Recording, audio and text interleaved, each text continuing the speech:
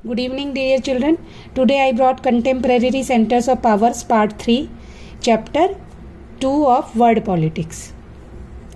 अब हमने इसमें पढ़ा था कि बाइपोलरिटी के बाद जो सबसे पहला जो डिसइंटीग्रेशन होता है यूएसएसआर का, उसके बाद अब सबको ये लगने लगता है कि अब जो ये यूरोपियन कंट्रीज़ हैं इनका डेवलपमेंट करना है, तो इसके लिए सबसे पहले जो इकोनॉमिक बॉडी इस्टेब्लिश होती है उसका नाम है यूरोपियन यूनियन. अब European union, the EU has economics, political and diplomatic, military influence. तो ईयू का इकोनॉमिक तो इन्फ्लुएंस था, ये इसका जो मेन ऑब्जेक्टिव था इकोनॉमिक डेवलपमेंट, लेकिन इसके साथ साथ ये पॉलिटिकल फॉर्म में आ जाता है आफ्टर सम टाइम. पॉलिटिकल और डिप्लोमेटिक और मिलिट्री इन्फ्लुएंस है. पहले तो हम सबको सेपरेटली पढ़ेंगे. तो पहला इकोनॉमिक इन्फ्लुएंस पढ़ेंगे. The EU is the world second biggest economy with GDP of more than 17 trillion इन 2016. ये जो ये ईयू है, यूएस के बाद सेकंड वर्ल्ड की सबसे बड़ी जीडीपी वाला ऑर्गेनाइजेशन है, जिसकी जीडीपी है, ये 2016 के डाटा हैं, और इस समय शायद इसकी जीडीपी 16 इससे बढ़ चुकी है, 17 पॉइंट समथिंग हो चुकी है 2024 के अकॉर्डिंग. हाँ चिल्ड्रन, जो अभी की जो इसकी वो है, मैं यहाँ पर लिख देती हूँ कि अभी 2025 के डाटा सर्वे के अकॉर्डिंग इसकी जो इकोनॉमी है वो है जीडीपी है 32.3 ट्रिलियन, डबल हो चुकी है 2024-25 का ये डाटा है. It's currency the euro can pause a threat in dominance of the US dollar. अब जो इसकी करेंसी है यूरो, इस मतलब कि ये इसका अब ये यूएस डॉलर के लिए हमेशा खतरा बन चुकी है, क्योंकि मतलब यूएस डॉलर के आसपास ही है. It's share of world trade in much larger than that of the United State, allowing it to the more assertive in trade disputes with the US and China. अब जो इसका वर्ल्ड ट्रेड में बहुत बड़ा शेयर बन चुका है that of the United state. अगर यूनाइटेड स्टेट ने इसको अलाउ कर दिया तो इट टू बी मोर, अब ये ज़्यादा असर्टिव है trade dispute with the US and the China और यूएस के बीच में ये बहुत ज़्यादा अब इसका इन्वॉल्वमेंट हो चुका है, मतलब कि चाइना भी इसकी तरफ अट्रैक्टिव है ईयू की तरफ. Its economic power gives its influence over its closest neighbour as well as in the Asia and Africa. और अब जो इकोनॉमिक पावर बढ़ती जा रही है तो इन्फ्लुएंस भी बढ़ता जा रहा है, कहाँ पर, एशिया की कंट्रीज़ में और अफ्रीका की कंट्रीज़ में. It also function as an important bloc in international economic organisation such as the WTO. अब ये WTO वर्ल्ड ट्रेड ऑर्गेनाइजेशन में भी एक इम्पॉर्टेंट ब्लॉक की तरह काम करता है. देखिए, जब जीडीपी दूसरे नंबर पर है और इतना बड़ा एरिया है ईयू का, तो ये WTO में भी इम्पॉर्टेंट प्लेस है.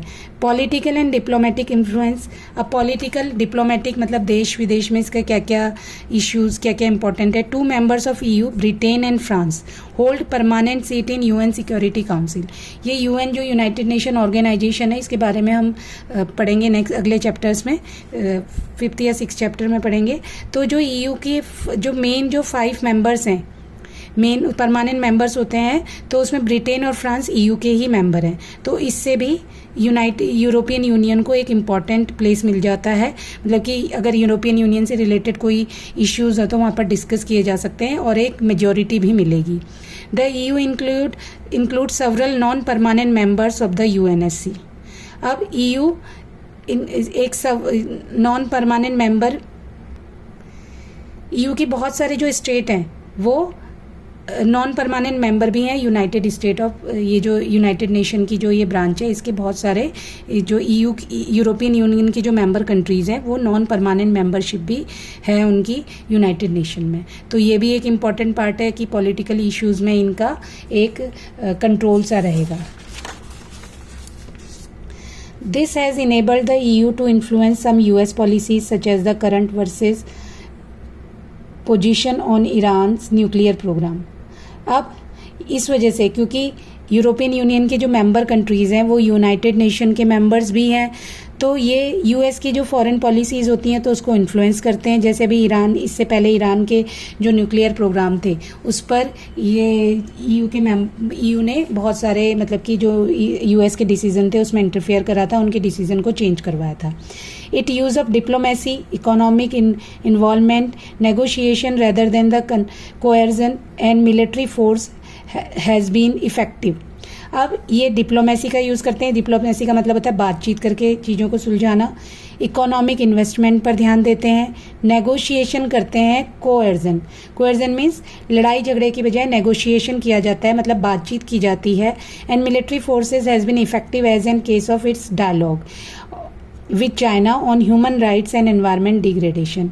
और इन्होंने चाइना के साथ, जब चाइना में बहुत ज़्यादा ह्यूमन राइट्स का वायलेशन हो रहा था और एनवायरनमेंट डिग्रेडेशन हो रहा था, चाइना हमेशा, चाइना के बारे में हम सबको ही पता है कि वहाँ पर कुछ ज़्यादा ही प्रोडक्टिविटी इंडस्ट्रियलाइजेशन की वजह से एनवायरनमेंट डिग्रेड हुआ था। तो यहाँ पर ये मिलिट्री फोर्स ने भी एक इफेक्टिव रोल किया था, लेकिन डायलॉग से ही इन्होंने चाइना के साथ बात कर ली थी।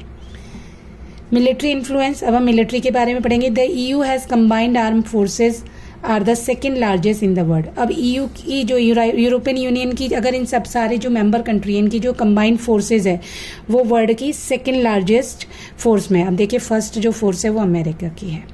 ये total spending on defence is second after the US। और जितना ये खर्चा करते हैं मिलिट्री पर, वो अमेरिका के बाद दूसरे नंबर का खर्चा है मिलिट्री एक्सपेंडिचर्स में।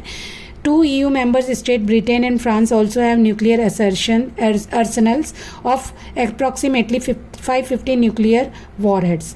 अब फ्रांस और ब्रिटेन के पास ही 550 न्यूक्लियर वॉर हेड्स हैं, मतलब कि इनके पास न्यूक्लियर आर्सेनल्स हैं जो कि मेंबर किसके हैं, यूरोपियन यूनियन के। तो इससे यूरोपियन यूनियन और ज़्यादा पावरफुल हो जाता है, क्योंकि इनका ये भी है कि अगर सब कोई भी देश, एक देश पे अटैक होगा तो सब पे माना जाएगा और सब मिलकर उसका आंसर देंगे।